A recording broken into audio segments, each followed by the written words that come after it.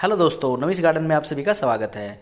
दोस्तों, अभी सर्दियां स्टार्ट हो रही हैं और इस टाइम पर बहुत सारे ऐसे पौधे होंगे जिनकी जगह बदलने की ज़रूरत होगी दोस्तों। तो वो पौधे कौन कौन से हैं जिनको हमें आउटडोर रखना है, जिनको हमें इंडोर रखना है, इस बारे में आज हम बात करने वाले हैं।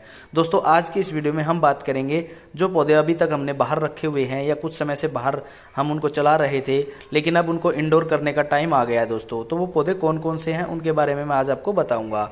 दोस्तों, एक एक करके हम सभी पौधों के बारे में जानेंगे जो ज़्यादा जिनको अंदर रखने की ज़रूरत है। अगर अभी हम उनको बाहर छोड़ देंगे तो सर्दियों के अंदर दोस्तों वो पौधे आपके ख़राब हो सकते हैं। दोस्तों, जैसे पौधे मैंने अपने हेल्दी रखे हुए हैं, आप भी थोड़ी सी केयर के साथ अपने पौधों को हेल्दी रख सकते हैं। तो स्टार्ट करते हैं आज के इस वीडियो को। दोस्तों, सबसे पहले हम बात करेंगे इस सॉन्ग ऑफ इंडिया के बारे में। दोस्तों, सॉन्ग ऑफ इंडिया एक ऐसा पौधा है जिसको अभी तक हम थोड़ा सा आउटडोर रख सकते थे। आउटडोर का मतलब है जहाँ पर हमने 3-4 घंटे की इसके ऊपर धूप लगाई हो या फिर 1-2 घंटे की धूप लगाई हो दोस्तों। लेकिन अब जो सर्दियाँ स्टार्ट हो रही दोस्तों, तो इस टाइम पर अब इसको इंडोर रखने का टाइम आ गया है, क्योंकि इस टाइम पर अब ये बिल्कुल डोरमेंसी में चला जाएगा। इसके अंदर कोई भी ग्रोथ नहीं होगी। दोस्तों, सॉन्ग ऑफ इंडिया के अंदर अब ना ही तो आप कोई फर्टिलाइज़र डालिएगा और ना ही इसके अंदर किसी प्रकार का कोई केमिकल और डालिएगा, क्योंकि अब ये फीडिंग नहीं करेगा। अब ये पौधा जो है वो डोरमेंसी में चला जाएगा। 2-3 महीने तक ये डोरमेंसी में रहेगा। डोरमेंसी का मतलब है दोस्तों, अब ये खाना पीना छोड़ देगा, क्योंकि टेम्परेचर जो है नॉर्मल चला जाएगा, बिल्कुल ही लो चला जाएगा। नॉर्थ इंडिया के अंदर टेम्परेचर काफ़ी कम हो जाता है, उस समय पर ये फीडिंग नहीं करता है। 2 महीने के बाद यानी कि फरवरी के बाद दोबारा से इसके अंदर ग्रोथ स्टार्ट होगी दोस्तों। उस टाइम पर फिर आप इसके अंदर दोबारा से फर्टिलाइज़र वगैरह डाल सकते हैं। अभी इसको आप इंडोर रखिएगा। दोस्तों, उससे अगला पौधा हमारा आता है ड्रेसिना का। हम ड्रेसिना को भी इंडोर रख सकते हैं दोस्तों, क्योंकि अभी तक हमने इसको ऐसी जगह पे रखा हुआ था जहां पर थोड़ी बहुत धूप इसके ऊपर लग रही थी, लेकिन अब हम इसको टोटली ही इंडोर कर देंगे दोस्तों।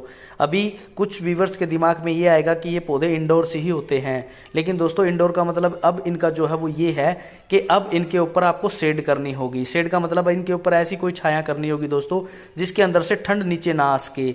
अभी तक हमने इनको ऐसी जगह रखा हुआ था जहां पर जैसे दीवार की छाया के अंदर इनको हमने रख दिया। अब दीवार की छाया तो इनको मिल रही थी, लेकिन ऊपर से जो हवा पानी सारा कुछ डायरेक्ट इनके ऊपर गिर रहा था, इनकी पत्तियों के ऊपर गिर रहा था। लेकिन अभी सर्दी में दोस्तों जब डायरेक्ट पाला इनके ऊपर पड़ेगा तो इनकी पत्तियां खराब हो जाएंगी। इंडोर का मतलब है अब इनके ऊपर आप ऐसी कोई कवर कर दीजिए, या तो आप किसी छत के नीचे ऐसी जगह रखिए जहां पर डायरेक्ट इनके ऊपर सनो ना गिरे, या फिर किसी नेट के नीचे रखिए जहां डायरेक्ट सनो ना गिरे दोस्तों। अगर अब इनकी पत्तियों के ऊपर डायरेक्ट सनो गिरेगी, बर्फ की थोड़ी थोड़ी सी यानी कि जो ठंड गिरेगी, तो उससे ये पत्तियां जो है झुलस करके मर जाएंगी। इंडोर का मतलब अब इनका है कि इनको टोटली ऐसी जगह रखना है जहां ऊपर से इनके ऊपर कुछ भी ना गिरे। दोस्तों, ड्रेसिना की चाहे कोई भी वैरायटी आपके पास क्यों ना हो, सभी को आप इस टाइम पे इंडोर कर दीजिए। और इंडोर का बिल्कुल ये भी मतलब नहीं है कि आप अंधेरे कमरे में इनको ले जा करके रख दो। आपको ऐसी जगह पर रखना है जहां पर ब्राइट लाइट अच्छी आती हो, सनलाइट डायरेक्ट इनके ऊपर ना पड़े। यानी ब्राइट लाइट तो अच्छी आए, ऊपर कवर भी हो, लेकिन सनलाइट डायरेक्ट इनके ऊपर ना पड़े, तब ये अच्छे से ग्रोथ करेंगे दोस्तों। और अब 2 महीने तक इनके अंदर किसी प्रकार का कोई भी फर्टिलाइजर आप मत डालिएगा। और रही बात पानी की दोस्तों, इस टाइम पर इनके अंदर बहुत ही कम पानी दे दीजिएगा, क्योंकि अगर ज़्यादा पानी आप दोगे तो इस टाइम पर ये जड़ें जो है इनकी सड़ जाएंगी और ये मरने को उतारू हो जाएंगे दोस्तों, यानी कि ये आपके पौधे मर भी सकते हैं। उसके बाद हम बात करते हैं दोस्तों इस क्रोटन की। सबसे ज़्यादा ज़रूरत तो इस पौधे को है दोस्तों। अगर आपने क्रोटन को, अभी तक हमने क्रोटन को बाहर रखा हुआ था, ऐसी जगह रखा हुआ था दोस्तों जहां सुबह और शाम की धूप इसके ऊपर लग रही थी, लेकिन अब सर्दियों में सबसे ज़्यादा इफेक्ट इसी के ऊपर पड़ता है। क्रोटन की चाहे कोई भी वैरायटी क्यों ना हो, अगर थोड़े दिन की भी सनो इसके ऊपर गिर गई, थोड़ी सी भी बर्फ़ इसके ऊपर गिर गई, थोड़ी सी भी पाला इसके ऊपर गिर गया, ये एकदम से अपनी सारी पत्तियाँ गिरा देगा और एकदम से इसकी डंडी डंडी निकल करके आ जाएगी दोस्तों, और आपका क्रोटन सूख करके मर जाएगा। तो आपको इसको ठंड से ज़बरदस्त बचाना है दोस्तों, क्योंकि क्रोटन एक ऐसा पौधा है जो ऐसे टेम्परेचर में चलता है जहाँ पर टेम्परेचर जो है वो 25 डिग्री टेम्परेचर से ऊपर रहे, 25 डिग्री सेल्सियस से ऊपर रहे और 35 से नीचे रहे। उस बीच में क्रोटन की ज़बरदस्त ग्रोथ होती है दोस्तों। जिन एरिया के अंदर ये टेम्परेचर रहता है वहाँ पर क्रोटन की हर वैरायटी आसानी से चल जाती है, लेकिन जहाँ पर टेम्परेचर बदलता रहता है जैसे कि नॉर्थ इंडिया के अंदर, तो यहाँ पर अब ये नहीं चलेगा। इसीलिए इसको आपको इंडोर करना होगा, चाहे इसकी कोई भी वैरायटी आपके पास क्यों ना हो। मेरे पास ये 3-4 वैरायटियाँ दोस्तों, मैं अब सभी को मैंने इनको ग्रीन नेट के नीचे और थोड़ी सी शेड के नीचे रख दिया है दोस्तों, जहाँ पर इनके ऊपर डायरेक्ट ऊपर से कोई भी पाला या सनो नहीं गिरेगा। सिर्फ और सिर्फ इनको ब्राइट लाइट मिलेगी और पानी भी रिक्वायरमेंट के हिसाब से ही मैं देता हूँ दोस्तों। इसके बाद बात करते हैं सफलेरा प्लांट की। चौथे नंबर पर जो आता है दोस्तों वो आता है सफलेरा का प्लांट। सफलेरा का प्लांट को तो सेम टू सेम हम क्रोटन की तरह ही केयर करते हैं। कम से कम पानी देते हैं अब इन दिनों में हम सर्दियों में। और दूसरा देखिए दोस्तों, अब इसको भी सेम टू सेम वैसी ही केयर की जरूरत है जैसी क्रोटोन की थी।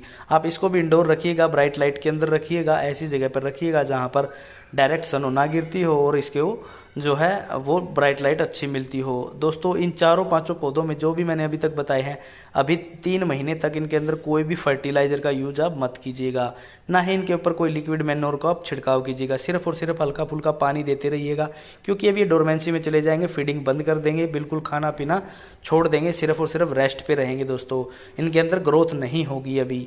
जब इनके अंदर दोबारा से ग्रोथ स्टार्ट हो जाएगी फरवरी के बाद, तब आप इसके अंदर दोबारा से मैं आपको बताऊंगा कि उस टाइम पर आपको क्या डालना है और किस तरीके से इन पौधों को चलाना है। दोस्तों आप देख सकते हैं मेरा सफलेरा का प्लांट कितना अच्छे से चल रहा है, एक भी पत्ती कहीं से भी मुरझाई हुई नहीं है दोस्तों, ना ही पत्ती के अंदर किसी प्रकार का कोई फंगस दिखाई दे रहा है। तो सफलेरा की केयर कैसे की जाती है या फिर इन बाकी तमाम पौधों की केयर कैसे की जाती है, इस बारे में अगर आप बारीकी से जानना चाहते हैं तो हर एक पौधे के बारे में मैंने वीडियोस बना रखे हैं दोस्तों, और इस चैनल पर अपलोड कर रखे हैं, आप उनको जाकर के देख सकते हैं।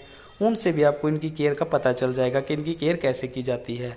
इसके बाद बात करते हैं दोस्तों इस डिफन के पौधे के बारे में। दोस्तों डिफन को भी आप जो है इंडोर रखिए, जैसे हमने पहले वाले पौधों के बारे में बताया है, नहीं तो इसकी पत्तियां पीली हो जाएंगी और पीली होकर के गिर जाएंगी। दोस्तों आपको यह वीडियो कैसा लगा? आई होप आपको यह वीडियो पसंद आया होगा। दोस्तों अगर किसी और पौधे के बारे में आपको कोई और जानकारी चाहिए तो मुझे कमेंट करके ज़रूर बताइएगा, मैं उसका आपको ज़रूर जवाब दूंगा। दोस्तों अगर दोस्तों आपको ये वीडियो पसंद आया तो इसको लाइक, शेयर और चैनल को सब्सक्राइब जरूर कीजिएगा। इस चैनल पर इसी प्रकार पौधों से जुड़ी जानकारी आपके साथ शेयर की जाती रहती है।